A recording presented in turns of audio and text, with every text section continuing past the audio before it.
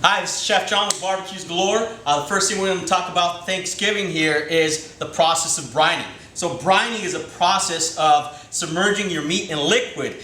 This allows a change of structure in your proteins, which in part is going to keep your meat a lot more moist. It's going to keep and retain that moisture while it's cooking, before it's cooking, and at the end process.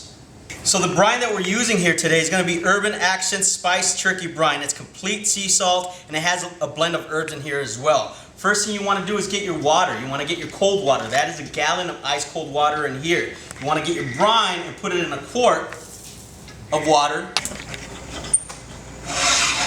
We're going to bring it to a boil. This is going to break down the salt. This is going to break down the sugar, the herbs. It's going to combine all the flavors together. Once this is done, it's going to go into the ice liquid, and that's going to go into the refrigerator. Let it cool off for at least maybe 12 to 24 minutes or so.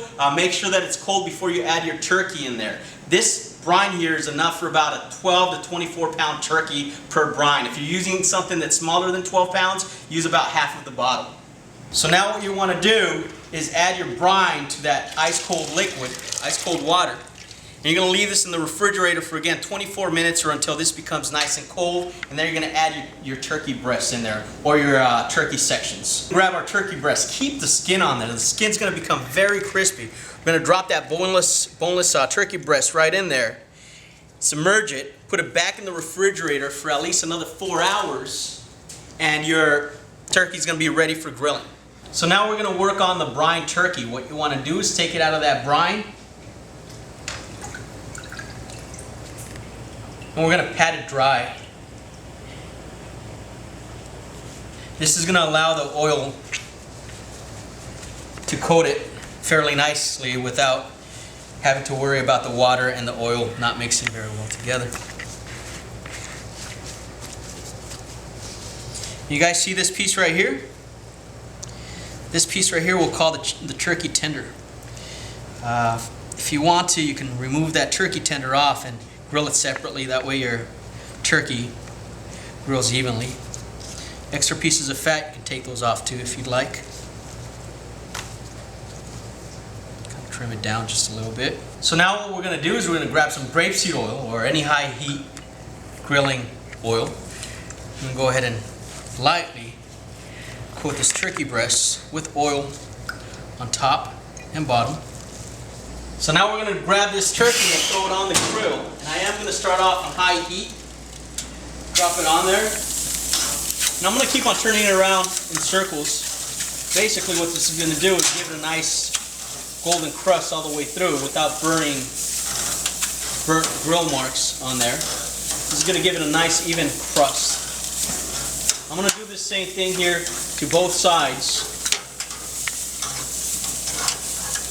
And what's great about sectioning your turkey like this, it's going to be done a lot quicker than having to wait there about 4 or 5 hours for your turkey to finish off cooking. So once you achieve that nice golden crust on that skin, you want to flip your turkey over to the other side and just continue to move it around in circles. Again, the helicopter method, to make sure we have a nice browning on both sides. And again, use that sear station if you do have that sear station. So once your turkey browns off on both sides, just like so, what you want to do is grab your turkey with the skin side up and drop it directly on that upper deck. Now at this point, you're going to close your lid. Keep everything still on high. It really depends on what kind of meat or protein you're using where you're closing that lid and you're upper decking your meat. If you have protein that's very fatty, example would be ribeye or New York steak, when you close that lid, make sure you turn everything down to low. Because they're really fatty, they're going to release a lot of fat and you're going to tend to get a grease fire. If you have other meats like turkey or chicken breasts or lean meats like filet mignon, you can close that lid and leave everything on high. We're going to leave that in there for about maybe 4 minutes and then we're going to flip it to the other side and check what the internal temperature is. So now what we're going to do is we're going to check the internal temperature of our turkey to see where the temp is at. You want to put it in the thickest, most part of that piece of turkey there and see where the temperature's at. That was about 4 minutes after I dropped it on that upper deck. And right now we're at least at 140 degrees and we want this turkey to be at least at 165 when we pull it off.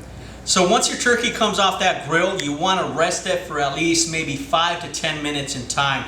This way it allows the cooking process to actually go up another 5 or 10 degrees. And as it slowly stops boiling, you can slice into it and it keeps all the moisture intact. If you slice it right away when it comes off the grill, it spills all that moisture and it dries out your meat. And this is why you want to rest your proteins for at least 5 to 10 minutes when they come off the grill.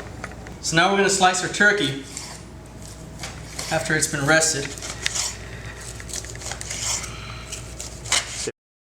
And the reason I'm cutting it at an angle, it looks a lot better. Second of all, when you're cutting proteins like tri-tip, or if you're going into cutting flank steak, they tend to have grains in them, so you want to go against the grain to furthermore, and at an angle, to furthermore break down those grains. If you cut with the grain, sometimes it actually doesn't break down and that meat becomes indigestible, and that's why just get used to cutting at an angle. Makes it look nicer anyways.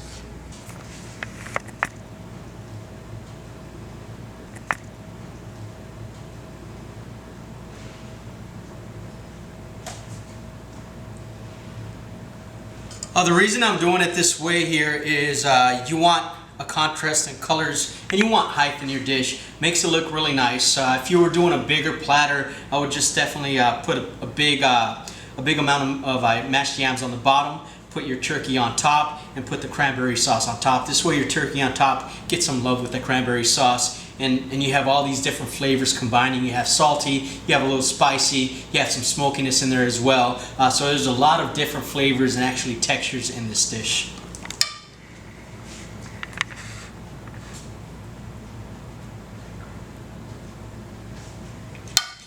And there you have it, guys. This is going to be your mashed yams with bacon and cilantro, roasted garlic. We have our brined turkey breast and our smoked habanero cranberry sauce. Happy Thanksgiving. Thank you.